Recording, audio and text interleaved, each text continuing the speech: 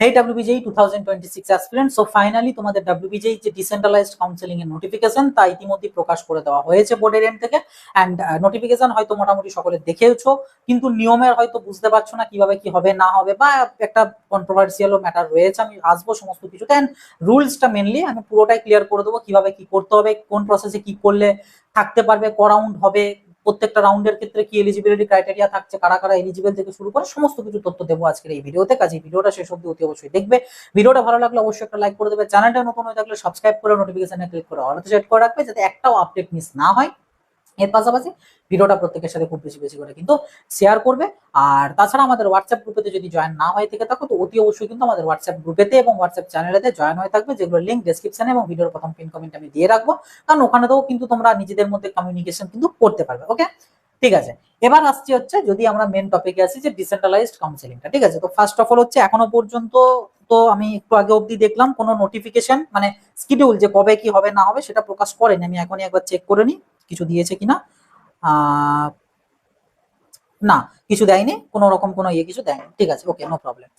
ঠিক আছে, তো এবার যদি আসি তোমাদের ডেটের ব্যাপারে, ডেট এখনো পর্যন্ত জানায়নি, আপকামিং জানিয়ে দেবে 2-3 দিনের মধ্যেই, খুব একটা ডিলে হবে না, 2-3 দিনের মধ্যেই জানিয়ে দেবে। ঠিক আছে, ভালো কথা। ওকে, আমি এখানে একটা জিনিস ক্লিয়ার করে দিই, সেটা হচ্ছে, যদি কেউ কমেন্ট করো বা বলো যে দাদা আমার এত র্যাঙ্ক, আমি কি কোনো ডিসি থেকে সিট পাবো, উত্তর হচ্ছে বলতে পারবো না। তার কারণ এইভাবে এই প্রসেসে ডিসি এখনো পর্যন্ত কখনো হয়নি, কাজেই কোনো ডিসির এরকম রেকর্ড নেই। তারপর আরো বেশ কিছু ম্যাটার্স আছে, যেগুলো আমি পরে বলবো, যে কোনো ভিতরে ইন্টারনাল কোনো বাউন্ডেশন আছে কিনা বা এটসেট্রা এটসেট্রা, যেগুলো আমি বলবো। তো সেই সকল অনেক কিছু ম্যাটার্স রয়েছে, যে কারণে এগুলোর একটারও কিন্তু আমি উত্তর দিতে পারবো না। যাদের হয়তো রুলস রেগুলেশন রিগার্ডিং কোনো কোয়ারিজ থাকবে, কমেন্ট করবে, ডেফিনেটলি আমি সেগুলোর উত্তর দিয়ে দেবো, কোনো সমস্যা নেই। বাট এই রিগার্ডিং কোশ্চেন্স গুলোর কিন্তু কোনো উত্তর এখনো পর্যন্ত আমি কিন্তু দিতে পারবো না, তার কারণ এই নিয়মে যেহেতু কখনো হয়নি, আমি উত্তর দেবোইটা বাকি তোমাদের। শুধু শুধু মিথ্যা আশা দিয়ে কোনো লাভ নেই, শুধু এটুকু বলবো, হ্যাঁ পার্টিসিপেশন করবে, এটুকুই। ঠিক আছে, যারা এলিজিবল তারা পার্টিসিপেট করবে, বাকি হবে কি হবে না কিন্তু কিছু বলতে পারবো না। সো ফার্স্ট অফ অল তোমাদের যেটা প্রশ্ন থাকবে এখানে, সেটা হচ্ছে কারা এলিজিবল হবো, ডিসেন্ট্রালাইজড জন্য কারা এলিজিবল। তো তার মধ্যে থেকে আগেই শুরু করে দিই কারা এলিজিবল নও। ঠিক আছে, সেটা যদি বলি, যারা ডাব্লিউবিজেইর সেন্ট্রালাইজড কাউন্সেলিং মানে রাউন্ড 1, রাউন্ড 2 অ্যান্ড রাউন্ড 3, এই তিনটের মধ্যে কোনো একটা রাউন্ডে থেকে ভর্তি হয়ে রয়েছো বা ভর্তি হয়ে গেছো, তারা এলিজিবল হবে না। স্পষ্ট এখানে বলে দেওয়া আছে যে তারা এলিজিবল নও। তবে এক্ষেত্রে মানে ম্যাটারটা এরকম বলাবে না যে কেউ হয়তো সিট অ্যাকসেপ্টেন্স ফি পে করেছিলে কিন্তু ভর্তি হওনি, বা অ্যাকসেপ্টেন্স ফি পে করেছিলে মানে 5,000 টাকা দিয়েছিলে, কলেজে ভেরিফিকেশনও করিয়ে এসেছিলে, আপডেটেশনও করিয়ে দিয়ে এসেছিলে, কিন্তু পরে আর ভর্তি হওনি, তারাও কিন্তু এলিজিবল এখানে। তারা কিন্তু ভর্তি যেহেতু হয়নি, তুমি এলিজিবল। বাট যারা ভর্তি হয়ে গেছে তারা এলিজিবল না।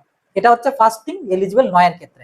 এখানেই একটা প্রশ্ন উঠে আসতে পারে যে দাদা আমি যদি অ্যাডমিশন ক্যান্সেল করে দিই এখন, তাহলে কি আমি এলিজিবল হবো? উত্তর হচ্ছে না, এলিজিবল হবে না।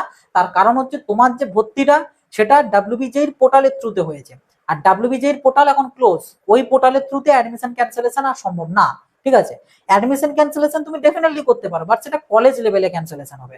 তুমি ডাব্লিউবিজেইর পোর্টালে ক্যান্সেলেশনটা আর হচ্ছে না, এবং যেহেতু ওখানে হচ্ছে না, ওখানে স্টিল তুমি অ্যাডমিটেড, সো তুমি ক্যান্সেল করা সত্ত্বেও তুমি পার্টিসিপেট করতে পারবে না। বাট তুমি যে সিটটা ক্যান্সেল করলে, সেই সিটটা ডিসেন্ট্রালাইজডে চলে আসবে।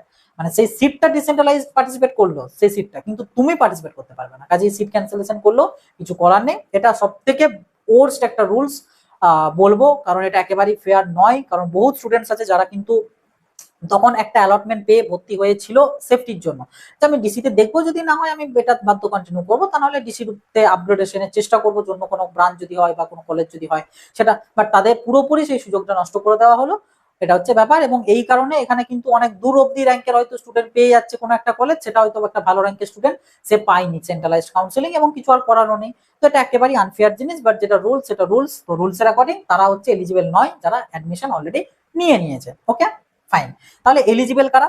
এলিজিবল এর ক্ষেত্রে ফার্স্ট অফ অল যেটা, সেটা হচ্ছে যারা ডাব্লিউবিজেই 2026 এক্সামিনেশন দিয়েছে, যারা ডাব্লিউবিজেই 2026 এক্সামিনেশন দিয়েছে, তারা প্রত্যেককে এলিজিবল, এক্সেপ্ট যারা অ্যাডমিশন নিয়েছে তারা বাদে, বাকি সমস্তরা মানে এলিজিবল। ওকে, নেক্সট, জেই মেন যারা দিয়েছো তারাও এলিজিবল। মানে হয়তো হতে পারে ডাব্লিউবিজেই দাওনি, শুধু জেই মেন দিয়েছিলে, স্টিল তুমি এলিজিবল, কোনো অসুবিধা নেই। ঠিক আছে, এর পাশাপাশি এটাও এক প্রকার ফেয়ার নয়, বাট কাইন্ড অফ একদিক দিয়ে আবার বলতে পারো হ্যাঁ ঠিক আছে অসুবিধা নেই, কিন্তু তাও এখানে রাখাটা হয়তো উচিত ছিল না। সেটা হচ্ছে 10+2, মানে যারা এইচএস পাস করেছো উইথ পিসিএম বা পিসিবি, তারাও এখানে কিন্তু ডিসেন্ট্রালাইজড কাউন্সেলিং এ পার্টিসিপেট করতে পারবে।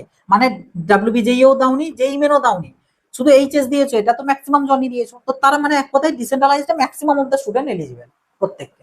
ঠিক আছে, কেউ ডাব্লিউবিজেই থেকে, কেউ জেই মেন থেকে, কেউ হয়তো দেয়নি বলে এইচএস থেকে, বাট সবাই এলিজিবল। তো এটা হচ্ছে আমাদের এলিজিবিলিটি ক্রাইটেরিয়া ডিসেন্ট্রালাইজড কাউন্সিলিং এ পার্টিসিপেশন এর জন্য। ঠিক আছে, বাট এখানে কিছু ব্যাপার রয়েছে, সেটা হচ্ছে কোন কলেজের জন্য কারা এলিজিবল থাকবে। আচ্ছা, তার আগে ক্লিয়ার করে দিই, এই যে ডিসেন্ট্রালাইজড কাউন্সিলিং এটা কি কি কোর্সের জন্য হচ্ছে বা কোন কোন কলেজের জন্য হচ্ছে। এটা হচ্ছে আমাদের ডাব্লিউবিজেই থ্রুতে যে সমস্ত কোর্স করানো হয়, যে সমস্ত কলেজে, সব college, each and every college এখানে পার্টিসিপেশন করতে পারে। ঠিক আছে, ডিপেন্ড করছে ভ্যাকেন্সির উপর, ভ্যাকেন্সি না থাকলে পার্টিসিপেট করবে না, বাট পার্টিসিপেট করতে পারে, সেটা গভর্নমেন্ট কলেজ হোক কি প্রাইভেট কলেজ হোক, বিটেক হোক কি বিফার্ম কি বি আর্কিটেকচার, যাই হোক না কেন, যে কোর্সই হোক না কেন, যে কলেজে হোক না কেন, প্রত্যেকটা কলেজ এখানে কিন্তু পার্টিসিপেশন করতে পারবে। ওকে, এটা গেল ফার্স্ট থিং।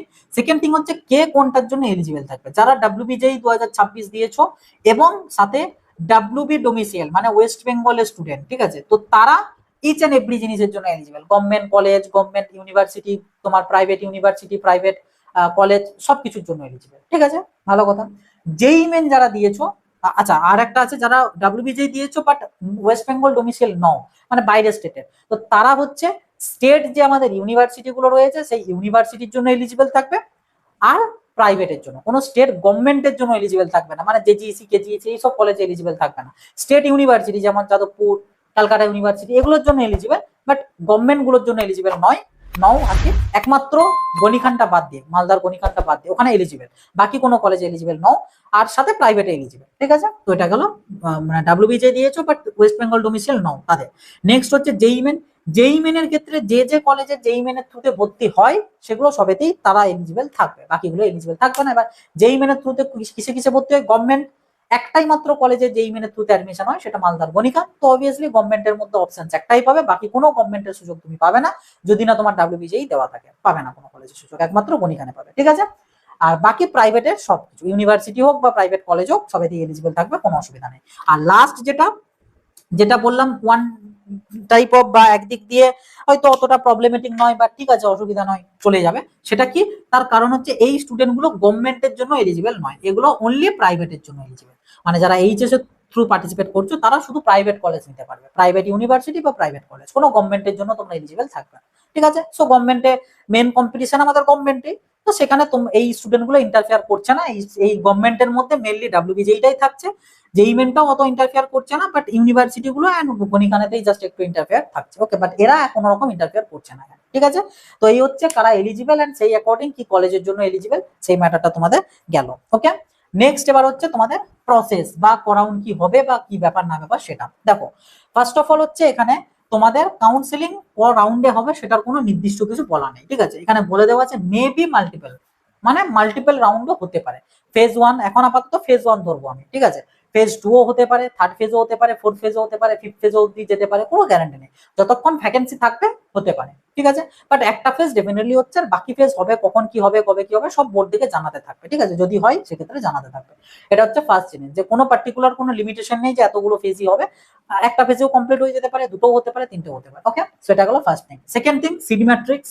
ঠিক আছে, কোন কলেজের কতগুলো সিট আছে কি করে জানবো, তো সেটার জন্য বলে রাখি, তোমাদের সেন্ট্রালাইজড কাউন্সিলিং এর সময় যেমন বোর্ড কি করেছিল, একবারই মাত্র আমাদের সিট ম্যাট্রিক্স দিয়েছিল রাউন্ড ওয়ান এর টাইমে, এবং সেই অ্যাকর্ডিংই তোমাদের হয়েছিল রাউন্ড টু, রাউন্ড থ্রি। ঠিক আছে, আর বুঝতেও পারো কত কি সিট ফাঁকা আছে না আছে, বাট এখানে এরকম সিট ম্যাট্রিক্স হবে না। এখানে সিট ম্যাট্রিক্স বোর্ড দেবে ঠিকই, যেখানে তোমার অল কলেজের সিট সংখ্যা আপডেটেড থাকবে, কিন্তু এটা হচ্ছে তোমার লাইভ আপডেট থাকবে। ঠিক আছে, মানে যখনই কোনো একটা কলেজে কোনো একটা সিট এই ডিসেন্ট্রালাইজড থ্রু ভর্তি হয়ে গেল, সেই সিটটা কিন্তু এই সিট ম্যাট্রিক্স আপডেট হয়ে যাবে, মানে ওই সিটটা কমে যাবে, বা একটাই যদি সিট থেকে থাকে তো সেই সিটটা চলে গেল, আর সেটা থাকবে না, ওই মানে সিট ম্যাট্রিক্স এর মধ্যে থাকবে না, এরকম আর কি, বা থাকলেও জিরো লেখা থাকবে।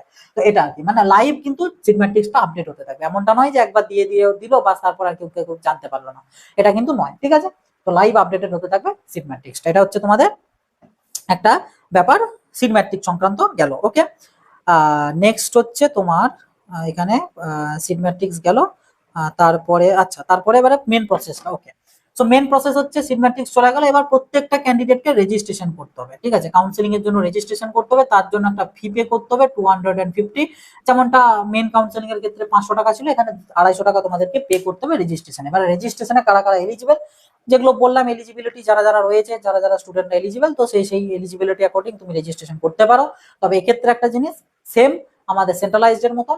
ইন কেস যদি ফেজ 2 বা ফেজ 3 বা মাল্টিপল ফেজ হয়, তো সেক্ষেত্রে ইচ ফেজেতে নতুন স্টুডেন্ট ঢুকতে পারবে। মানে কেউ যদি ফেজ 1 এ পার্টিসিপেট হয়তো করলে না কিছু রিজনের জন্য, বাট ফেজ 2 ও ধরো হচ্ছে বাই অ্যাক্সিডেন্টালি হচ্ছে ফেজ 2, সে যদি চায় হ্যাঁ ডেফিনেটলি সে ফেজ 2 তে পার্টিসিপেট করতে পারবে, কোনো অসুবিধার কিছু নেই, পারবে। ঠিক আছে, আর যারা অলরেডি ফেজ 1 এ রেজিস্ট্রেশন করছো তারা ফার্দার রাউন্ড গুলোতে মানে রেজিস্ট্রেশন করতে হবে না, যদিও ফার্দার রাউন্ডে যেতেও পারবে কিনা সেটাই সন্দেহ, কারণ যা রুলস আছে, যেটা আমি বলবো ঠিক করেছে রুলসটা, ঠিক আছে, তো পারবে কিনা আমি আসছি ওগুলোতে, কিন্তু যদি যেতে পারো আর কি, সেক্ষেত্রে নতুন রেজিস্ট্রেশন করতে হবে না, এটা হচ্ছে ম্যাটার। ঠিক আছে, তো রেজিস্ট্রেশন ওয়ান টাইম, এন্ড এই রেজিস্ট্রেশনের টাইমে তোমাকে অল কারেক্ট ডাটা কিন্তু তোমাকে দিতে হবে, কারণ এই রেজিস্ট্রেশনের যে ডাটা দেবে সেই অ্যাকর্ডিংই, মানে বিশেষ করে একাডেমিক যে ডাটাগুলো, সেই অ্যাকর্ডিং তোমার চয়েস ফিলিং সেকশনে কলেজ শো হবে যে তুমি কোন কোনগুলো এলিজিবল। এই রেজিস্ট্রেশন ডিটেলস কিন্তু কোনোভাবেই আর চেঞ্জ করা যাবে না, সো বি কেয়ারফুলি এই রেজিস্ট্রেশন ডিটেলস গুলো কিন্তু ফিল করবে, টাইম নিয়ে করবে, তাড়াহুড়ো কোনো দরকার নেই, সময় নিয়ে দেখো শোনো সব কি করছে বলছে, তারপরে করবে। ওকে, চলে গেল তোমাদের রেজিস্ট্রেশন। রেজিস্ট্রেশনের পরে এবারে আসবে হচ্ছে তোমাদের চয়েস ফিলিং। ঠিক আছে, এরপরে আসবে হচ্ছে তোমাদের চয়েস ফিলিং, যেটা হচ্ছে ইম্পর্টেন্ট একটা পার্ট। বাট এখানে চয়েস ফিলিং এ একটু অন্য ব্যাপার আছে। ঠিক আছে, আমি দেখে নিই চয়েস ফিলিং এর আগে আর কিছু বলার আছে কিনা। Registration, documents verification, choice filling, হ্যাঁ এরপরে চয়েস ফিলিংটাই আছে, অন্য কোনো কিছু আর নেই এখানে তার আগের মধ্যে বলার। ওকে, ঠিক আছে। তো আচ্ছা, হ্যাঁ একটা জিনিসই বলা আছে, সেটা হচ্ছে এখানে তোমাদের কিন্তু অ্যালটমেন্ট যেটা, সেটা কিন্তু মাল্টিপল আসতে পারে। ঠিক আছে, মানে সেন্ট্রালাইজডে যেমন কি হতো, তুমি চয়েস ফিলিং যা করছো সেখান থেকে একটাতেই তোমার অ্যালটমেন্ট আসবে এবং টপ টু বটম সেটা চেকিং হবে, যখনই অ্যালটমেন্ট হয়ে যাবে সেটা তার নিচের দিকে আর আসবে না, সেটা অ্যালটমেন্ট হয়ে গেলে একটাই। বাট এখানে একটা অ্যালটমেন্ট নয়, এখানে মাল্টিপল অ্যালটমেন্ট আসতে পারে তুমি যতগুলো লিস্টে দিচ্ছ। ঠিক আছে, এবং ধরে রাখো যতগুলো লিস্টে দিচ্ছ ম্যাক্সিমামটাই তোমার হয়তো চলে আসতে পারে। হ্যাঁ, কন্ডিশন কিছু আছে যেগুলো, মানে কন্ডিশন বলতে এলিজিবিলিটি, যার যেমন এলিজিবিলিটি সেই অ্যাকর্ডিং হয়তো কিছু নাও হতে পারে, বাট ম্যাক্সিমামটাই ধরে রাখো যা দেবে সবই কিন্তু পেয়ে যাবে। ঠিক আছে, তাহলে কোশ্চেন আসতে পারে সবাইতেই কি ভর্তি হতে পারবো, উত্তর না, কি প্রসেস আছে আমি বলে দিচ্ছি একে করে, বাট এটুকু জেনে রাখো মাল্টিপল অ্যাডমিশন কিন্তু, সরি মাল্টিপল অ্যালটমেন্ট কিন্তু আসতে পারে। ওকে, ঠিক আছে। নেক্সট হচ্ছে চয়েস ফিলিং। তো চয়েস ফিলিং এর ক্ষেত্রে তোমার কাছে একটা কিছু অ্যাভেলেবেল চয়েস থাকবে। ঠিক আছে, যেটা তুমি রেজিস্ট্রেশন করার পর যেগুলোর জন্য এলিজিবল এন্ড যে কলেজগুলোর সিট ফাঁকা আছে সেগুলো তোমার অ্যাভেলেবেল এর কাছে শো হবে ইনস্টিটিউট এন্ড কোর্স ওয়াইজ। ঠিক আছে, ধরো যাদবপুর, এদিকে সিএসসি যাদবপুর, আইটি, এরকম করে করে শো হবে। ঠিক আছে, ওকে, ভালো কথা। তো এখান থেকে নিয়ে তোমাকে একটা চয়েস ফিলিং লিস্ট তোমাকে বানাতে হবে, যেটা তোমরা জানো অলরেডি, নতুন করে বলার কিছু নেই। কিন্তু এখানে একটা ডিফারেন্স আছে, সেটা কি, তোমাদের সেন্ট্রালাইজড কাউন্সিলিং এর চয়েস ফিলিং লিস্টটা কিরকম ছিল, ওখানে তো তোমাকে অর্ডার মেনটেন করতে হতো, যে আমি যেটা সব থেকে বেশি প্রায়োরিটি দিচ্ছি বা চাইছি সেটা সবার উপরে দিতে হবে, তার থেকে যেটা কম চাইছি সেটা 2-এ, তার থেকে যেটা কম সেটা 3-এ, এইরকম সাজাতে হবে। বাট এখানে এটা নয়, এখানে তোমাকে জাস্ট তোমার ইন্টারেস্টের বেসিসে তোমাকে দেখতে হবে। ঠিক আছে, যে তুমি কোন কলেজের কোন ডিপার্টমেন্ট গুলোই যদি সিট পাও তুমি ইন্টারেস্টেড, জাস্ট সেই কলেজের সেই ব্রাঞ্চগুলোকে তোমাকে এখানে লিস্টেড করতে হবে, তোমাকে সিলেক্ট করতে হবে। ঠিক আছে, এর বাইরে কিন্তু কেউ করবে না, যে চল যেমন সেন্ট্রালাইজড এর ক্ষেত্রে হয় ঝেড়ে দেওয়া যায়, এবার আমরাও সাজেস্ট করি যে ম্যাক্সিমাম নাম্বার অফ চয়েস দেবে, বাট এখানে কিন্তু সেটা করবে না।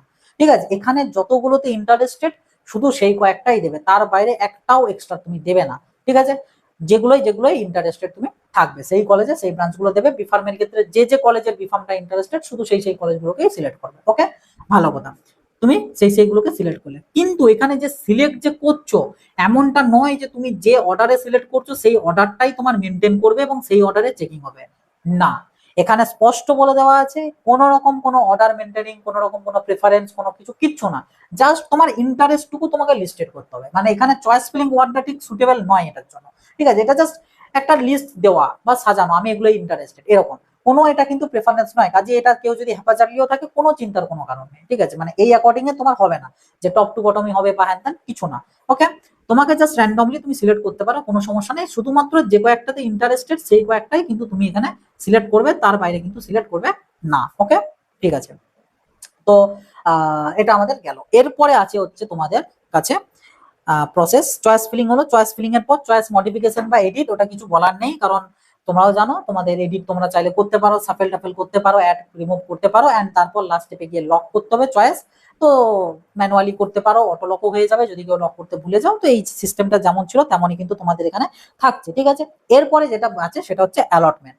অ্যালটমেন্টটা কিভাবে হবে, এখানে যেটা বলা আছে যে অ্যালটমেন্ট দেওয়া হবে based on eligibility criteria and merit score, ঠিক আছে। মানে এখানে আমি ওয়ার্ডটা যদি আমি তোমাদেরকে বলি, ডিউরিং, আচ্ছা, merit list, separate merit list shall be prepared, মানে একটা মেরিট লিস্ট তৈরি করা হবে, বা সেটা পাবলিশ করবে কিনা আই ডোন্ট নো, বাট একটা মেরিট লিস্ট তৈরি করা হবে সেপারেট ভাবে। ডাব্লিউবিজেই যারা পার্টিসিপেট করছে তাদের জন্য একটা আলাদা লিস্ট থাকবে, জেই মেনদের জন্য একটা আলাদা লিস্ট থাকবে, আর এইচএস থেকে যারা মানে এইচএস এর মার্কসের ভিত্তিতে আসছে তাদের একটা লিস্ট থাকবে। এবার এখানের মধ্যে থেকে ডাব্লিউবিজেই স্টুডেন্টরা আগে প্রায়োরিটি পাবে, জেই মেনেরা তারপর, সর্বশেষে এইচএস এর স্টুডেন্টরা, ঠিক আছে। এই একটা অর্ডার কিন্তু থাকবে। এবার এখানেই আমার একটা ডাউটস আছে, কনফিউশন আছে, যেটা আমি আস্তে আস্তে বলছি, বাট ম্যাটারটা হচ্ছে এটা যে এই অ্যাকর্ডিং একটা লিস্ট হবে, এবার সেই অ্যাকর্ডিং এ তোমাদের অ্যালটমেন্ট গুলো কিন্তু আসবে, ঠিক আছে, অ্যালটমেন্ট গুলো তোমাদের আসবে। ওকে, ভালো কথা। এরপরে তোমাদের চলে আসছে তোমার এখানে তারপরের পয়েন্ট দেওয়া আছে রিয়েল টাইম ভ্যাকেন্সি ড্যাশবোর্ড, যেটা বলার কিছু নেই, অলরেডি বলে দিয়েছি যে সিডম্যাট্রিক যেটা থাকবে সেটা রিয়েল টাইমে আপডেটেড হতে থাকবে, যে কটা কি ভ্যাকেন্সি রয়েছে না রয়েছে সেটা। রেসপন্সিবিলিটি ফর ভ্যাকেন্সি ডাটা, কলেজগুলোর রেসপন্সিবিলিটি থাকবে যে ভ্যাকেন্সি যেগুলো আছে সেগুলোর জন্য তারা আপডেট করতে থাকে।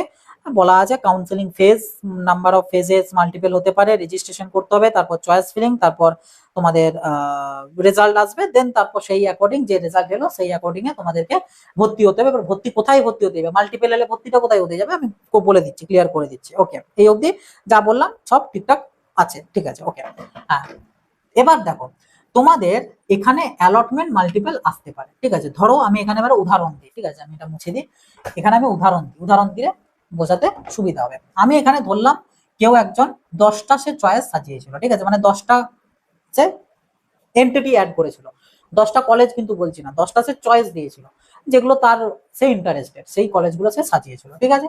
এবার এখান থেকে মেরিটের বেসিসে এই স্টুডেন্টটার কিন্তু মাল্টিপল তোমার অপশনস তার কাছে আসবে, মানে মাল্টিপল সে অ্যালটমেন্ট পাবে।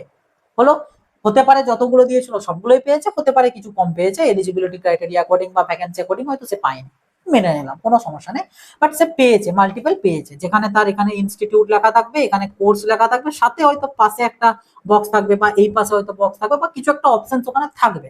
কেন অপশনটা থাকবে, কারণ এখানে যেটা বলা হয়েছে যে তোমার ধরো ইনস্টিটিউট নামগুলো আছে, কোর্স নাম আছে, এরকম করে করে তোমার সব হয়েছে, ঠিক আছে, ভালো কথা। এবার তুমি এর মধ্যে থেকে কোনটাতে ভর্তি হবে সেটা কি করে জানবে, বা সেটার জন্য কি করতে হবে, সেটার জন্য তোমার কাছে অ্যালটমেন্ট এতগুলো এলো ঠিকই, বাট তুমি ভর্তি এতগুলোতে হতে পারবে না, ভর্তিও তুমি হতে পারবে একটা কলেজে, এবং সেটা কোন কলেজে সেটা তুমি ডিসাইড করতে পারবে এগুলোর মধ্যে থেকে, ঠিক আছে। যেটাতে তুমি ইন্টারেস্টেড সেই বক্সটাতে বা সেটার যে অপশন থাকবে সেই চয়েসটাকে তোমাকে, মানে সেই কলেজটাকে তোমাকে লক করতে হবে, এবং একটা 2000 টাকা সিট অ্যাকসেপ্টেন্স ফি পে করতে হবে, পে করে পরে কলেজের ডকুমেন্টস ভেরিফিকেশনে তোমাকে যেতে হবে, গিয়ে অ্যাডমিশন তোমাকে করতে হবে, যে টাইম বলে দেওয়া থাকবে, ডেট বলে দেওয়া থাকবে সেই ডেটের মধ্যে। ওকে, মানে তোমার এখানে এতগুলো অপশনস রয়েছে, এর মধ্যে থেকে তোমাকে সুযোগ দেওয়া হচ্ছে তুমি কোনটা নেবে। সেন্ট্রালাইজডে কি হতো, তুমি সাজিয়ে দিলে নিজের প্রায়োরিটি একদিন, ওরা তোমাকে অ্যালটমেন্ট দেবে যে তুমি এটা তোমাকে নিতে হবে, সেটার উপর তোমাকে ডিসিশন মেক করতে হতো, বাট এখানে সেটা না, এখানে তোমার মাল্টিপল অপশন তোমার কাছে থাকবে, এর মধ্যে থেকে তুমি যেটা ইন্টারেস্টেড সেটাকে তুমি লক করবে, দেন 1000 টাকা তোমার 2000 টাকা পে করে পরে ডকুমেন্ট ভেরিফিকেশন করে ভর্তি হতে হবে, এই হচ্ছে ব্যাপার। এবার সেগুলোতে এমনটা নয় যে ধরো 10টা দিয়েছিল, এখানে হয়তো 8টা কলেজ এসেছে, ঠিক আছে, 8টা কলেজ এসেছে, তো তোমাকে কিন্তু এই 8টাই তোমার কাছে সুযোগ রয়েছে, বা 8টাতেই তুমি চাইলে 8টার মধ্যে যে কোনো একটা তুমি যেতে পারো, যে দুটো আসেনি সেই দুটোতে কিন্তু তুমি ভর্তি হতে পারবে না। আই থিঙ্ক আমি বোঝাতে পেরেছি, মানে অ্যালটমেন্টের যে কলেজগুলো থাকবে সেগুলোর মধ্যে থেকে তুমি নিজে চয়েস করতে পারো তুমি কোনটায় ভর্তি হবে, বাট যেগুলো আসেনি অ্যালটমেন্ট বা যেগুলো তুমি দাওনি সেগুলোর সাথে কিন্তু তোমার কোনো সম্পর্ক থাকবে না। ওকে, আশা করি আমি ক্লিয়ার করতে পেরেছি, ঠিক আছে, ভালো কথা। তোমার 2000 টাকা পে করবে, ডকুমেন্ট ভেরিফিকেশন করবে, অ্যাডমিশন হবে, অ্যাডমিশনের টাইমে তোমার 2000 টাকাটা অ্যাডজাস্ট হয়ে যাবে, চলে গেল ম্যাটার, ঠিক আছে। মানে এখানে কিন্তু আর সেই তখনকার 5000 টাকার সাথে কোনো সম্পর্ক কিন্তু নেই, এখানের জন্য এখানে আলাদা করে তোমাকে দিতে হবে। আর যখন অ্যালটমেন্ট আসবে তখন তোমাদের এমনিতে আমিও জানিয়ে দেবো, বা SMS এর থ্রুতেও বোর্ড থেকেও জানিয়ে দিতে পারে, কোনো সমস্যার কিছু নেই, ভালো কথা। এবারে এখানে একটা ব্যাপার আছে, যে সেটা হচ্ছে কোনো candidate after allotment has paid the prescribe seat acceptance fee, seat acceptance fee pay করেছে, and complete the required reporting, মানে সে রিপোর্টিং ডকুমেন্টস ভেরিফিকেশন যা যা করা সমস্ত কিছু করেছে, অ্যাডমিশনও সে করে নিয়েছে, ঠিক আছে, অ্যাডমিশন কমপ্লিট সে করেছে, এবং সেই স্টুডেন্টটা কিন্তু আর ফার্দার ফেজেতে যেতে পারবেন না, ঠিক আছে, এটা একটা ব্যাপার। আর বাকি যদি কেউ কোনো একটা স্টেপে ফেলড হয় তো সেক্ষেত্রে সে এই রাউন্ডটাতে মানে এই ফেজটাতে নন রেসপন্সিভের মধ্যে পড়বে, ঠিক আছে, নন এখানে ইউজ করেছে নন অ্যাক্টিভের মধ্যে সে পড়বে। তো এক্ষেত্রে কিছু নন অ্যাক্টিভ ফার্দার রাউন্ডে যেতে পারবে, কিছু নন অ্যাক্টিভ আর যেতে পারবে না, মানে ওরা যদি এখানে নন অ্যাক্টিভ একবার হয়ে যায় তার আর কিছু করার নেই, মানে তার ডিসির স্বপ্নটাও গেল। সেই জন্য কেয়ারফুলি মন দিয়ে শুনবে কারা পারবে কারা পারবে না সেটা। ওকে, ফার্স্ট অফ অল যারা অ্যাডমিশন নিয়ে নিচ্ছ, ফেজ 1-এ যারা ভর্তি হয়ে যাচ্ছ ফর্মালিটিস কমপ্লিট করে, তারা কোনোভাবেই আর ফার্দার রাউন্ডে যেতে পারবেন না, যেটা এলো ভর্তি হয়ে গেলে, ঠিক আছে, মানে লক করলে সেটাতে 2000 পে করে ভেরিফিকেশন করে ভর্তি হয়ে গেল। ওকে, অ্যাডমিটেডরা পারবে না। নেক্সট আছে হচ্ছে উইথড্র। উইথড্রটা কি মোটামুটি জানো, যে কেউ যদি চাও যে নিজেকে কাউন্সিলিং থেকে উইথড্র করে নিতে, মানে সিট পেয়েছো কি পাওনি হোয়াট এভার ইট ইজ, তুমি আর চাও না ওখানে থাকতে, বেরিয়ে যেতে চাও, এদিকে আর ইন্টারেস্টেড নাই, তো তুমি উইথড্র করে নিতে পারো, সেক্ষেত্রে চলে আসবে। বা যদি ইনকেস হয়তো পে করে দিয়েছো, ডকুমেন্টস ভেরিফিকেশন করতে যাওয়ার আগের দিনে মনে হচ্ছে যে আমি করবো না, তো কোনো অসুবিধা নেই, উইথড্র করতে পারো, তবে সেক্ষেত্রে তুমি যে 2000 টাকাটা দিয়েছিলে সেই 2000 টাকাটা তুমি ফেরত পেয়ে যাবে, চিন্তার কোনো কারণ নেই, ঠিক আছে। উইথড্রর ক্ষেত্রে ফার্দার রাউন্ড গুলোতে যেতে পারবে না, কারণ তুমি তো নিজেকে উইথড্র করে নিলে, যতগুলোই রাউন্ড হোক না কোনো 4টে 5টা 10টা, আর কোনোভাবেই সেই স্টুডেন্ট কিন্তু পার্টিসিপেট করতে পারবে না, ঠিক আছে, অ্যাডমিটেডরাও পারবে না। ওকে, ভালো কথা। নেক্সট যেটা আছে সেটা হচ্ছে নো রেসপন্স আফটার, আচ্ছা সরি, এলিজিবিলিটি ফেলিয়ার তারপরে আছে সি এর দাগে। এখানে কি যদি কোনো ক্যান্ডিডেটের কোনো একটা জায়গাতে এলিজিবিলিটিতে কিছু ফেলিয়ার চলে আসে, যেটার জন্য হয়তো তুমি এলিজিবল নাও কিন্তু তুমি পেয়ে গেছো, তার মানে নিশ্চয়ই তুমি রেজিস্ট্রেশনের ডাটাই ভুল করেছিলে এলিজিবিলিটিতে, তাই তোমার এই প্রবলেমটা হয়েছে। তো এলিজিবিলিটিতে দিক দিয়ে কোনো রকম কোনো যদি প্রবলেম চলে আসে, তুমি কিন্তু ফার্দার রাউন্ডে পার্টিসিপেট করতে পারবে না, যেটা কিন্তু এখানে বলে দেওয়া আছে। If documents verification shows that the candidate does not meet the minimum eligibility criteria, the candidate will no longer be eligible for further counselling. সে কোনো রকম কোনো ফার্দার কাউন্সেলিং এ কিন্তু পার্টিসিপেট করতে পারবে না। ওকে, ঠিক আছে। নেক্সট এবার যেটা আছে ডি ই আর এফ, তিনটে জিনিস আছে কি কি, একটা হচ্ছে non response after exhaustion of available choice, all lock choice allotted in a phase plus no response, আর একটা হচ্ছে all choice allotment but fee paid but not attend verification. ম্যাটারগুলো কি, আর এইটাই হচ্ছে সব থেকে গুরুত্বপূর্ণ একটা জিনিস, সেটা কি ভালো করে বুঝবে। 10টা তুমি সিট দিয়েছিলে, 10টা তুমি চয়েস সাজিয়েছিলে, ঠিক আছে, 10টা দিয়েছিলে, ওকে, ভালো কথা। 10টার মধ্যে দেখা গেল তোমার 10টাতেই তুমি অ্যালটমেন্ট পেয়েছো, বললাম আমি যতটা খুশি আসতে পারে, 10টাও আসতে পারে, 9টা 8টা 7টা যতগুলো খুশি আসতে পারে, বাট এখন যেটা আমি তোমাদেরকে বলছি, যতগুলো তুমি দিয়েছিলে তুমি সবগুলোতেই অ্যালটমেন্ট পেয়ে গেছো, এটা হচ্ছে তোমার ঘটনাটা, ঠিক আছে, তুমি সবগুলোতেই অ্যালটমেন্ট পেয়ে গেছো। তো এই ক্ষেত্রে ফার্স্ট জিনিস, তুমি এর পরে কি করবে, এই প্রসেস যাবে না যাবে আমি আসছি না, তোমার অল যেগুলো চয়েস ফিলিং এ ছিল অলেতে তোমার অ্যালটমেন্ট চলে এসেছে, মানে তুমি ফার্দার কোনো রাউন্ডে পার্টিসিপেট করতে পারবে না, যতগুলো রাউন্ড হোক তুমি আর পারবে না। কারণ কি, লজিকটাও ঠিকঠাকই আছে, কারণ তুমি তো ফার্স্ট রাউন্ডে এই 10টা সাজিয়েছিলে, মানে নিশ্চয়ই তুমি এই 10টা ছাড়া বাকি কলেজগুলো ইন্টারেস্টেড নও, ভালো কথা। এবং 10টাতেই তুমি অ্যালটমেন্ট পেয়ে গেছো, মানে 10টাই তোমার হাতে আছে, তুমি যেটা চাইবে সেটাতেই তুমি ভর্তি হতে পারো, মানে চাইলে হতে পারো। তারপরেও তুমি ভর্তি হওনি বা চাইছো নেক্সট রাউন্ডে, কেন চাইবে তুমি? তুমি ইন্টারেস্ট দেখিয়েছিলে এই কয়েকটা কলেজে, সব তোমাকে দিয়েও দিয়েছে, তারপরেও তুমি কেন যাবে? কে কি করেছে, যেতে দেবে না। তো এটা হচ্ছে ব্যাপার, যে যদি তুমি যতগুলো দিয়েছিলে ততগুলো, এবার এটা 2টো হতে পারে 5টা হতে পারে, তোমার এই অ্যাকর্ডিং যতগুলো ছিল ততগুলোতেই অ্যালটমেন্ট চলে এলে তুমি ফার্স্ট থিং তুমি টোটালি বেরিয়ে যাবে, তুমি আর ফার্দার রাউন্ডে যেতে পারবে না। এবার আসছে হচ্ছে তারপরের ম্যাটারটা কি, যে তুমি ধরো সবগুলোতে এলো বাট তুমি নন রেসপন্সিভ, ঠিক আছে, আচ্ছা হ্যাঁ নন রেসপন্সিভ মানে কোনো রেসপন্স করলে না, তো সেক্ষেত্রে সিম্পলি তুমি বেরিয়ে গেলে, সিম্পলি তুমি চলে গেলে, কোনো রকম কোনো কিছু কিন্তু ফার্দার রাউন্ড গুলোতে পার্টিসিপেশন তুমি কিন্তু করতে পারবে না। বাট এখানে একটা বেড়ে কন্ডিশন হতে পারে, যে আমি হয়তো সবগুলো অ্যালটমেন্ট এসেছে, ঠিক আছে, আমি হয়তো কোনো একটা সিটেতে আমি মানে লকও করেছি এন্ড 2000 টাকা পেও করেছি, ঠিক আছে, 2000 টাকা পেও করেছি, ভালো কথা, কিন্তু আর ডকুমেন্টস ভেরিফিকেশন যায়নি, তাহলেও কি সেই সেম জিনিস তুমি নন রেসপন্সিভ পড়ে গেলে, তার মানে তুমি আর ফার্দার গুলো যেতে পারবে না, ডেটের পরে এই সিটটাও তুমি আর পাবে না। ওকে, তো মেনলি মোদ্দা কথা হচ্ছে যতগুলো সিট সাজাবে সবগুলোই যদি অ্যালটমেন্ট আসে, তোমাকে তার মধ্যে থেকে কোনো একটাকে ধরে 2000 টাকা পে করে ডকুমেন্ট ভেরিফিকেশন করিয়ে ভর্তি হওয়া ম্যান্ডেটারি। যদি তুমি কোনো একটা স্টেপ মিস করে যাও, কোনো একটা স্টেপ না করো, তুমি টোটালি বেরিয়ে গেলে এই সিটটাও আর পাবে না, আর ফার্দার রাউন্ড গুলোতেও যেতে পারবে না। এটা হচ্ছে একদম এক কথায় উত্তর। ওকে, আশা করি আমি ক্লিয়ার করতে পেরেছি।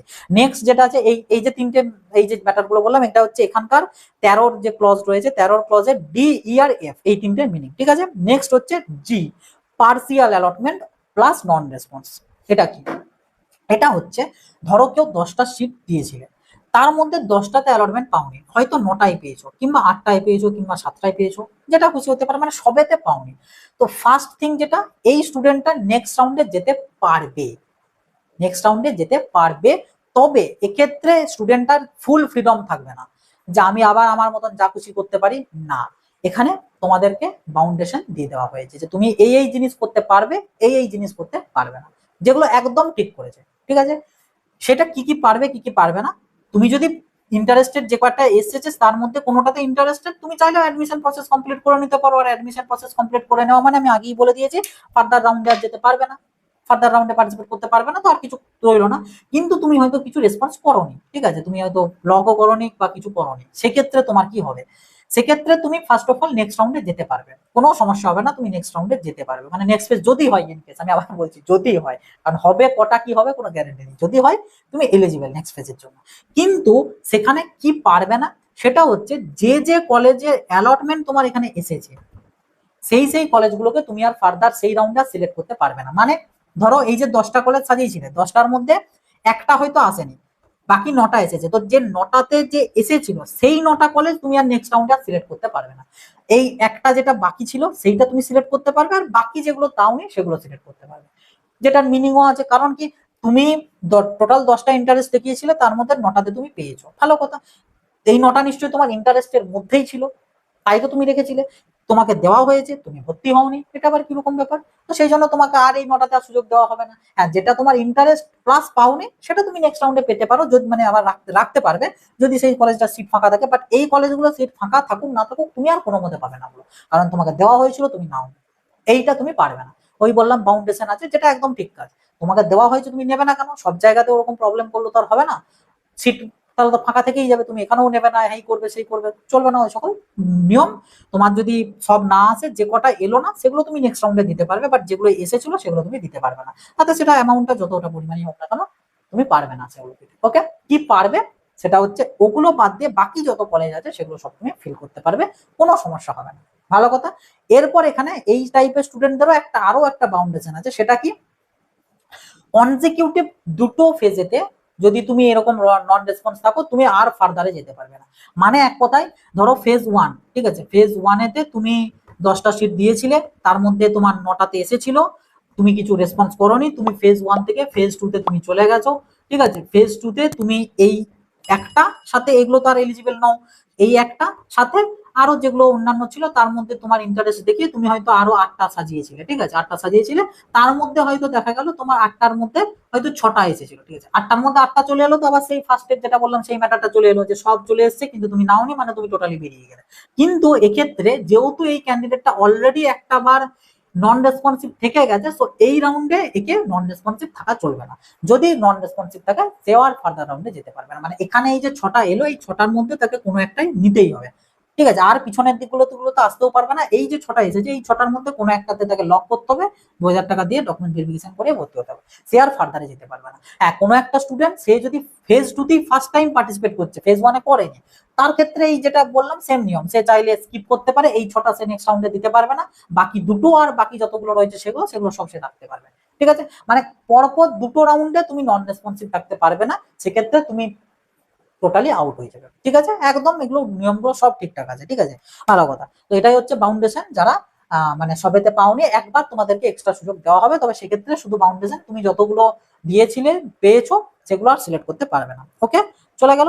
বাকি আর সেরকম কিছু এখানে ডিটেলস আর কিছু নেই, একটা ফ্লো চার্ট ওয়াইজ দেখিয়ে দিয়েছে, রেজিস্ট্রেশন করতে হবে আগে, তারপর তোমাদের চয়েস ফিলিং করতে হবে, choice locking, merit and eligibility processing হবে, যেটা থ্রুতে আর কি, মানে যেটার জন্য অ্যালটমেন্ট আসবে, ওই যে লিস্ট ফিস দেবে যেটা সেটা, তারপর তোমাদের এলিজিবল অ্যাডমিশনের অপশন, মানে কোন কোন কলেজগুলোতে তুমি এলিজিবল সেই সব কলেজের লিস্টটা তোমার কাছে শো হবে, সেখান থেকে একটা কোনো কলেজকে তোমাকে সিলেক্ট করতে হবে, লক করতে হবে, সিট অ্যাকসেপ্টেন্স ফি পে করতে হবে, তারপর তোমাদের অ্যালটমেন্ট লেটার ডাউনলোড হবে, তারপরে ফিজিক্যালি ভেরিফিকেশনে যেতে হবে, অরিজিনাল ডকুমেন্টস প্রোভাইড করতে হবে, এন্ড সেখানে তোমার অ্যাডমিশন কনফার্মেশন এন্ড স্ট্যাটাসটা আপডেট হয়ে যাবে যে তুমি অ্যাডমিটেড, আর লাইভ সিট আপডেট হচ্ছে, ওখানে তো আপডেট হয়ে যাবে যে এই কলেজে আর কোনো সিট নেই আমাদের, এটা অ্যাডমিশন হয়ে গেছে, বাস হয়ে গেল। এই হচ্ছে তোমাদের এখানকার প্রসেস। ঠিক আছে, ডকুমেন্টস কি কি লাগবে না লাগবে সব এই নোটিফিকেশনে বলা আছে, ওই কাউন্সিলিং নোটিফিকেশনে যা ছিল সেটাই। তাছাড়া এখানে আলাদা করে একটা চেকলিস্টের মতো দিয়ে দিয়েছে, আমি না হয় এখানে দিয়ে দেবো ডকুমেন্টস গুলো কি কি লাগছে না লাগছে সব দিয়ে দেবো, নিজেরা একটু পড়েও নিতে পারো, অসুবিধার কিছু নেই। এখানে ক্যান্ডিডেটদের কিছু কথা বলেছে, ক্যান্ডিডেটদের জন্য একটা সেপারেট হেল্প ডেস্কও খোলা হবে, যেখানেতে তোমাদের এই যে টেকনিক্যাল অ্যান্ড প্রসিডিউরাল যে সব কোয়ারিজ গুলো রয়েছে সেগুলো সবকিছু নিয়ে তোমরা চাইলে জানাতে পারো। একটা ইন্টিগ্রেটেড গ্রেভিয়েন্স পোর্টালও তোমাদের খোলা হবে, যেখানে থ্রুতে তোমরা আর কি ইয়ে করতে পারবে। হ্যাঁ, ওয়ার্কিং ডেজ বা ওয়ার্কিং আওয়ার্সে আর কি সাপোর্ট গুলো তোমরা পাবে এগুলো। ঠিক আছে, তো এই হচ্ছে ব্যাপার। তো আলটিমেটলি এটাই তোমাদের এখানকার rules, regulation, eligibility criteria and বলা চলে প্রসেস। ঠিক আছে, সামারাইজ করার আমার মনে হয় না দরকার পড়বে বলে, কারণ সব স্টেপ বাই স্টেপ বুঝিয়ে দিয়েছি। দরকার হলে আবার একবার ভিডিওটা পিছিয়ে নিয়ে যেয়ে পরে দেখো, ক্লিয়ার হয়ে যাবে। ঠিক আছে, এবার এখানে যেটা একটা ম্যাটার সেটা হচ্ছে মানে যেটা আর কি আমার ঠিক মনে হয়নি, বা হয়তো এখানে কিছু বাউন্ডেশন ইন্টারনালি থাকতে পারে যেটা হয়তো এখানে বলা নেই, সেটা কি সেটাও আমি এক্সপ্লেন করে দিচ্ছি, কারণ বলাটা উচিত সেগুলো সবকিছু। সেটা হচ্ছে যদি কোনো ইন্টারনাল বাউন্ডেশন না থাকে, এলিজিবিলিটি না থাকে, তাহলে কি হবে, একটা স্টুডেন্ট ধরো সেই একটা স্টুডেন্ট সে 2000 র্যাঙ্ক করেছিল, ঠিক আছে, 2000 বা 3000 র্যাঙ্ক করেছিল, সেই স্টুডেন্টটা জেইউ সে পায়নি। ঠিক আছে, জেইউ সে পায়নি, সে হয়তো সিইউ পেয়েছে বা কেজিসি বা এলটি কিংবা সিটি কোন একটা কলেজে সে পেয়েছে। ঠিক আছে, এবার এই স্টুডেন্টটা যেহেতু অলরেডি অ্যাডমিটেড, এ তো আর এখানে পার্টিসিপেট করতে পারলো না। ঠিক আছে, আমি মেনে নিলাম, যদিও এটা করাটা ঠিক হয়নি, কিন্তু আমি তাও একবারকার জন্য মেনে নিলাম। ঠিক আছে, এবার ধরো একটা কোনো ক্যান্ডিডেট তার র্যাঙ্ক হয়তো 18,000, 20,000, সেই স্টুডেন্টটা পার্টিসিপেট করলো এবং সে সিট পেয়ে গেল। তো এটা কি অ্যাকচুয়ালি ফেয়ার হলো? একটা ক্যান্ডিডেট সে 2-3 হাজার র্যাঙ্ক করে যাদবপুর পেলো না, একটা ক্যান্ডিডেট 18-20 হাজার করে সে পেয়ে গেল, শুধুমাত্র এই রুলস এর একটা মানে আনফেয়ার রুলস এর জন্য, যেটা ঠিক নয়। তো আমার মনে হয় এখানে হয়তো কিছু বাউন্ডেশন থাকতে পারে, যেমন যাদবপুরের অন্যান্য বছরকার যে ডিসি হতো যেটা রিসেন্টলি, সেখানে বলা থাকতো জিএমআর 10K এর মধ্যে থাকতে হবে ফর জেনারেল ক্যাটাগরিতে, তো সেক্ষেত্রেই তবে সে তারা এলিজিবল ডিসিতে পার্টিসিপেশনে, তা নাহলে এলিজিবল নয়। তো এরকম হয়তো ইচ এন্ড এভরি কলেজে, বিশেষ করে গভর্নমেন্ট, প্রাইভেট গুলো আমি বাদ দিয়ে দিলাম, ওদেরকে আমি ধরলাম না, গভর্নমেন্ট গুলো কিছু বাউন্ডেশন হয়তো আছে বা রাখাটা উচিত, তা না হলে এই জিনিসটা করবে যেটা একেবারেই ফেয়ার নয়, যেটা ঠিক আছে, একেবারেই যেটা ফেয়ার নয়। আমার মনে হয় এরকম কিছু রাখা দরকার বা হয়তো থাকবে, সেই অ্যাকর্ডিংই হয়তো হবে। এটা একটা মানে আমার ঠিকঠাক লাগেনি। আর আরেকটা জিনিস যেটা হয়তো আগে আমার কনফিউশন ছিল, বাট ওটা ক্লিয়ার হয়ে গেছে, তবু আমি বলে দিই, কারণ আমার কনফিউশন এসেছিল, মানে হয়তো অনেকের কনফিউশন এটা থাকতে পারে, যে দাদা একটা কোনো কলেজের ধরো জেইউ এর সিএসসি, জেইউ এর আইটি, ঠিক আছে, সিইউ এর হয়তো সিএসসি, হ্যাঁ সিইউ এর হয়তো কেমিক্যাল, এরকম কিছু কলেজ আছে, এবং দেখা গেল কোনো যতগুলো যা সিট আছে তার থেকে বেশি সংখ্যক স্টুডেন্ট হয়তো এই সব কলেজগুলোকে রেখেছে, যেটা রাখাটা স্বাভাবিক। তো তাহলে কি এই কলেজগুলো সবাইকে কি প্রত্যেকবারই ওই রকম সব অ্যালটমেন্টই দেবে? উত্তর হচ্ছে হয়তো দেবে না। এখানে ধরো সিইউ তে তোমার জেইউ এর সিএসসির 5টা সিট আছে, তো ফার্স্ট ফেজের ক্ষেত্রে না ফার্স্ট যে 5টা স্টুডেন্ট রয়েছে যারা ওই যে মেরিট লিস্ট তৈরি হবে বললাম, যেখানে আগে ডাব্লিউবিজেই প্রায়োরিটি দেবে, দেন জেই মেন, তারপর এইচএস। এইচএসটা যদিও যাদবপুর ফাদবপুর জন্য এলিজিবল না, জেই মেনটাও এলিজিবল না, শুধু ডাব্লিউবিজেই। তো অবভিয়াসলি ডাব্লিউবিজেই র্যাঙ্কে যারা পার্টিসিপেট করেছে মেরিট লিস্ট বের হলো, মানে এক কথায় তোমরা ডিসেন্ট্রালাইজড এর জন্য আবার একটা করে র্যাঙ্ক পাবে, যেটা হচ্ছে তোমাদের র্যাঙ্ক। ঠিক আছে, তো ওই র্যাঙ্কের বেসিসে ফার্স্ট 5জন স্টুডেন্ট যারা রেখেছিল জেইউসিএসিটা একে রেখেছিল, সেটা ম্যাটার করছে না, তারা তাদের ইন্টারেস্ট লিস্টে রেখেছিল। ঠিক আছে, তো তাদের প্রথম 5জনকে কিন্তু অ্যালটমেন্টটা দেবে, মানে লিস্টে শো হবে। সেম ভাবে এগুলোও যদি তাদের ওই অ্যাকর্ডিং আসে এবং সিট সংখ্যার অ্যাকর্ডিং যদি তার পড়ে যায়, যদি দেখা যায় যে জেইউ এর আইটি হয়তো দেখা গেল 2টো সিট পড়েছে, তো অবভিয়াসলি যদি ধরো আমি ধরলাম 6টা স্টুডেন্ট আছে, ঠিক আছে, 6টা কেন, আমি 5টাই ধরলাম, ঠিক আছে, 5টা স্টুডেন্ট, এই 5টা স্টুডেন্টই এই 4টে করেই রেখেছে, তো অবভিয়াসলি জেইউ সিএসসিটা 5টা স্টুডেন্টকেই কিন্তু দেওয়া হবে, কিন্তু জেইউ আইটিটা কিন্তু 5জনকে দেওয়া হবে না, 2জনকে দেওয়া হবে। কোন 2জনকে? প্রথম 2জনকে দেওয়া হবে তার কাছে, বাকিদের সেটা শো হবে না, এবং বাকিদের শো হচ্ছে না মানে তার ওই যে সেকেন্ড ক্যাটাগরি পড়ে গেল, মানে এই স্টুডেন্টটা চাইলে কিন্তু নেক্সট রাউন্ডে যেতে পারে, তবে যেগুলো পেলো এই রাউন্ডে পেয়েছিল সেগুলোকে সে আর সিলেক্ট করতে পারবে না, বাট যেহেতু অল আসেনি সে যেতে পারবে। তো এই একটা ম্যাটার চলে এলো, বাট অ্যালটমেন্ট দেবে মাত্র 2জনকে, তো এই একটা ম্যাটার। এটা আমি আগে প্রথমে ভেবেছিলাম যে যদি সবাইকে অ্যালটমেন্ট দেয় তাহলে তো ব্যাপারটা গোলমেলে হচ্ছে, তাহলে কে সিলেক্ট করছে কে করছে না, যতই লাইভ আপডেট হতেই পারে একটা টাইমে একই সময়ই হয়তো 10টা ক্যান্ডিডেট টিপছে, ঠিক আছে, তো তখন তো 5টা সিট তাহলে তো হবে না কারো, তো একটা প্রবলেম হয়তো হতে পারে, বাট তারপর আলটিমেটলি ভাবলাম যে না, ওটা ওইভাবে নয়, জিনিসটা এরকম। দেন আমার মনে হচ্ছিল যে তাহলে তো আবার ওরকম হলে তো অনেক সিট বেঁচেও যেতে পারে, হ্যাঁ তো বাঁচুক, ওই জন্য তো এরা বোর্ড তো মেনশন করেনি যে কটা রাউন্ড করবো, এরকম করলো দেখা গেল 5টা স্টুডেন্টকে যে ইউসিএসসি দিয়েছিল প্রথম রাউন্ডে হয়তো 2জন নিয়েছে, যে ইউসিএসসি অ্যাকসেপ্ট করেছে, বাকি জন হয়তো অন্য কিছু অ্যাকসেপ্ট করেছিল, তার অন্যান্য যেগুলো ছিল যেটা ভালো মনে হয়েছে সেই মতন অ্যাকসেপ্ট করেছে, এটা অ্যাকসেপ্ট করেনি। তো এই যে 3টে সিট ফাঁকা পড়ে গেল, এই 3টে সিট আবার ফেজ 2 তে চলে গেল, ফেজ 2 তে আবার যাদের মেরিট র্যাঙ্কের উপরের দিকে এই স্টুডেন্টগুলো তো অ্যাডমিশন হয়ে গেছে, অলরেডি পাবে না। আর যারা পেয়েছে বা নন রেসপন্সিভ ছিল তারাও আর সিলেক্ট করতে পারবে না, মানে পরের রাউন্ডে যারা পাবে তারা টোটালি ফ্রেশ স্টুডেন্ট আবার হবে। ঠিক আছে, তো সেই মতন করে চলতে থাকবে। বাট যেটা মেন ব্যাপার ওই রুলসটা ওটা প্রথমত যেটা একটু আগে বললাম, ওটা আমার মনে হয় কিছু বাউন্ডেশন থাকা দরকার। আর তার পাশাপাশি অ্যাডমিটেড স্টুডেন্টদেরকে আমার মনে হয় পার্টিসিপেট করতে দেওয়াটা উচিত ছিল। এটা ঠিক করেনি, কারণ এতদিন অব্দি এটা হয়ে এসেছে অ্যান্ড সেই অ্যাকর্ডিং বহু স্টুডেন্ট অ্যাডমিশন এই জন্যই নিয়েছে, তা নাহলে হয়তো অ্যাডমিশন নিত না। অ্যাডমিশন নিয়েছে এই কারণেই, যদি ইনকেস ডিসিতে না পায় সেই জন্য যাতে। এটার জন্য আমার অ্যাটলিস্ট মনে হয় যে এরকমটা হয়তো তারা করতে পারতো, বিশেষ করে গভর্নমেন্ট, প্রাইভেটকে আমি বাদ দিচ্ছে। যে গভর্নমেন্ট কলেজের যারা যে কলেজে ভর্তি হয়ে আছো যে সিটে, তোমাদেরকে একটা ফর্ম ফিল আপ করতে হবে। একটা ফর্ম ফিল আপ করতে হবে, যে ফর্ম ফিল আপে তুমি ডিক্লারেশন দেবে যে আমি এই কলেজের সিটটা আমি ছেড়ে দিচ্ছি, আমি ডিসেন্ট্রালাইজে যেতে চাই। মানে এক কথায় ডিসেন্ট্রালাইজডে যেতে চাইলে তোমাকে কারেন্ট সিটটা ছেড়ে যেতে হবে। এরপর ডিসেন্ট্রালাইজডে তুমি যদি কিছু না পাও আর এখানে ফেরত ঢুকতে পারবে না। আর ওই যে সিটটাই ছিল ওটা ডিসেন্ট্রালাইজডে ইনক্লুড হয়ে যাবে। মানে একটা এক্সাম্পল দিই, ধরো জেইউসিএসি, ঠিক আছে, জেইউসিএসি তে দেখা গেল, আমি জাস্ট এক্সাম্পল দিচ্ছি যে 100টা সিট ছিল, 100টা সিটের মধ্যে দেখা, আচ্ছা জেইউসিএসিটাই তো আমাদের টপ প্রায়োরিটি থেকে, আমি ধরলাম আইটি, ঠিক আছে, আইটি 100টা সিট ছিল, তো তার মধ্যে থেকে 50টা স্টুডেন্ট ডিসিতে ইন্টারেস্টেড নয়, তারা স্যাটিসফাইড, ঠিক আছে, বাট বাকি 50টা স্টুডেন্ট তারা ইন্টারেস্টেড। তো সেই 50টা স্টুডেন্ট এই ফর্মটা ফিল আপ করলো, এবং তার মানে জেইউআইটি তে আমাদের কিন্তু টোটাল ডিসির জন্য সিট ভ্যাকেন্সি হয়ে গেল 50টা, কারণ এই 50টা স্টুডেন্ট তারা তাদের সিট ছেড়ে দিয়েছে। কিসের জন্য ছেড়েছে, সে তারা হয়তো জেইউসিএসির জন্য হতে পারে বা আদার্স কিছুর জন্য হতে পারে। মানে অ্যাটলিস্ট ক্যান্ডিডেটদেরকে হয়তো সুযোগ এইরকম দিতে পারতো যে তোমার উপর ডিপেন্ড করছে, তুমি ডিসিতে তোমাকে আমরা বারণ করবো না বসতে, তোমরা বসতে পারবে, কিন্তু সিট কিন্তু ছেড়ে আসতে হবে। যদি ইনকেস ডিসিতে কিছু না পাও তুমি কিন্তু আর ওটাই ব্যাক করতে পারবে না। তাহলেও তো অ্যাটলিস্ট স্টুডেন্টদের কিছুটা তারা ভাবনা চিন্তা করতে, এতে কি হলো, কেউ পারবে না। অ্যান্ড ডেফিনেটলি তখন যে যেটা পেয়েছে সেই মতো ভর্তি হয়ে আছে, ভরসা ছিল ডিসি, ডিসিতে নেই। তো যাই হোক, এটা একটা একেবারে আনফেয়ার জিনিস হয়েছে। এবার এই ক্ষেত্রে যদি কেউ বলো যে আমরা কিছু করতে পারি কিনা, তো আমার যেটা বলা, মেল বা বোর্ডের অফিস ফিজিক্যালি যাওয়া, মাস প্রোটেস্ট, হয়তো তেমন লাভের লাভ কিছু হবে না, ওখানে ঝামেলা টামেলা করেও কিছু হয়তো হবে না। একমাত্র কেউ যদি লিগালি কিছু করতে পারো সেক্ষেত্রে হয়তো কিছু হতে পারে, অথবা টপ কলেজ যেগুলো আমাদের মেনলি, আমি যাদবপুর কি বলবো, সাথে ক্যালকাটা ইউনিভার্সিটিকেও ধরতে পারো, বাট আমি মেনলি যাদবপুর বলবো। তো ওদেরকে যদি স্টুডেন্টরা যারা এরকম ফেসে রয়েছে, যাদবপুরে অলরেডি কোনো একটা ব্রাঞ্চে ছিলে, সেখান থেকে আপগ্রেডেশনের জন্য অপেক্ষা করছিলে বাট এলিজিবল নও, তোমরা যদি কলেজের অথরিটিকে কোনোভাবে বলে কয়ে ম্যানেজ করতে পারো এন্ড অথরিটিকে দিয়ে বোর্ডকে বলাতে পারো, তাহলে হয়তো এটা একটা আপডেটেড হতে পারে। তা না হলে আমার মনে হয় না এই রুলসটা চেঞ্জ হবে বলে, এবং সেক্ষেত্রে কিছু করার নেই, এলিজিবল থাকবে না, আর কিছু করারও হবে না। তো একটু চেষ্টা করতে পারো, বিশেষ করে যাদবপুরে যারা রয়েছে তারা। আর একটা অনলাইন পিটিশনও কিছু স্টুডেন্টসরা করছে, এবং ডেফিনেটলি আমি যেহেতু তোমাদের সাথে রয়েছি, সো অনলাইন পিটিশনটারও লিঙ্ক আমি ডেসক্রিপশনে বা ভিডিওর প্রথম পিন কমেন্টে দিয়ে দেবো। তোমরা যারা যারা এটা রুলসটার এগেনস্টে, মানে এই রুলসটার, এই অ্যাডমিশন নেওয়া স্টুডেন্টরা এলিজিবল, তাতে অ্যাটলিস্ট এইভাবে হলেও দেখ, কোনো প্রবলেম নেই। ঠিক আছে, আমরা সিট ধরে রেখে যেতে চাইছি না, তা নাহলে অনেকে বলতে পারে যে কেন দাদা তোমাদের ওদের কেন সাপোর্টে বলছো, ওরা তো অলরেডি একটা সিটে আছে, আমরা যারা সিট পাইনি আমাদের দিতে হবে না, ওরা ওই সিটটা ধরে রেখেও আবার পার্টিসিপেট করতে পারবে না। আমি তোমাদের দিকটাও ভাবছি, আমি সেই জন্য তো বলছি, কেউ পার্টিসিপেট করতে এলে তাকে সিটটা ছেড়ে আসতে হবে, সে ধরে রেখে আসতে পারবে না, এটা অ্যাটলিস্টও যেন করা হয়। বাট একেবারেই টোটালি বাদ জিনিসটা আমার ভালো মনে হয়নি। যাই হোক, আমি যতটা আমার দিক থেকে করা যায়, আমি পিটিশনের লিঙ্ক, আমি অনলাইন পিটিশনের লিঙ্ক দিয়ে রাখবো। যারা ইন্টারেস্টেড বা চাও এটা দিতে পারো, যদিও খুব একটা আমার মনে হয় না লাভ হবে বলে, বাট স্টিল আমি যেহেতু আছি তোমাদের সাথে, তো আমি লিঙ্ক দিয়ে রাখবো। আমি তোমরা ওটা পিটিশন ফাইল একটা ইয়ে করতে পারো। আর বাকি যারা তো এলিজিবল থাকছো বা ভর্তি টর্তি হওনি, কোনো অসুবিধা নেই।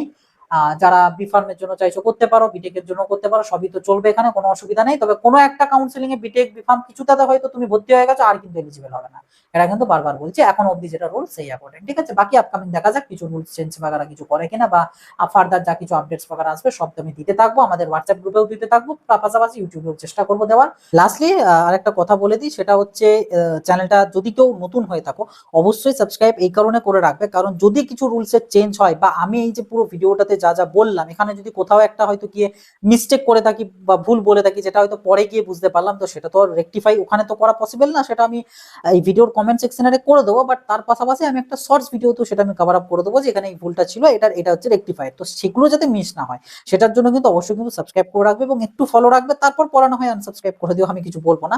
বাট যেহেতু আমার এই বড় ভিডিওটা দেখে একটা জানলে সেটা হয়তো ভুল, মানে যদিও আমি চেষ্টা করেছি এতটুকু এরর রাখিনি, বাট তাও হতেই পারে, কারণ রুলস যা বলেছে ফার্স্ট টাইম তো অনেক কিছু হয়তো বোঝা যাবে না, অনেক কিছু হয়তো ইয়ে থাকতে পারে। তো সেক্ষেত্রে যদি ইন কেস থেকে থাকে সেটা আমারই দায়িত্ব তোমাকে আবার সেটা সঠিক করে দেওয়া। তো সেটার জন্য তো তখনই পসিবল যদি তুমি সেটা আমাকে সাবস্ক্রাইব করে রাখো এবং শর্টসটা যদি দেখো তবেই। তো ওই জন্য জানিয়ে রাখলাম যে অবশ্যই কয়েকদিনকার শর্টস গুলোও হয়তো একটু দেখবে, যদি ইন কেস কিছু ভুল থেকে থাকে সেগুলোও হয়তো রেকটিফাই করে দেবো। বাট আমি এই ভিডিওটাতে চেষ্টা করেছি 99.9% অ্যাকিউরেট তথ্য এবং যেটুকু বলেছে সেটুকু কারেক্ট অ্যান্ড মানে ঠিকঠাক তথ্যই আমি দিয়েছি। তাও আর কি 0.1% তো একটা আর কি যে পসিবিলিটি মানে রয়ে গেল, তো সেটার জন্য আর কি এই কথাটা, ঠিক আছে। আর হোয়াটসঅ্যাপ গ্রুপেতে নিজেদের মধ্যে ডিসকাশন বা আদার সমস্ত কিছুর জন্য যাতে একদম মিস না করো, তো সেক্ষেত্রে অবশ্যই জয়েন হয়ে যাবে, লিঙ্ক ডেসক্রিপশনে এবং ভিডিওর প্রথম পিন কমেন্টে দিয়ে রাখবো। ভিডিওটা সবার সাথে শেয়ার করে দেবে যাতে সবার কাছে ইনফরমেশন গুলো পৌঁছায় এবং তারাও যাতে ম্যাটার গুলো বুঝতে পারে। আর ভিডিওটা ভালো লাগলে একটা লাইক করে দিও, কমেন্ট বক্সে তোমাদের অবশ্যই গুরুত্বপূর্ণ মতামত মন্তব্য লিখে জানিও। আবার দেখাবে নতুন একটা ভিডিওতে, সকলে ভালো থাকবে, সুস্থ থাকবে, বাই।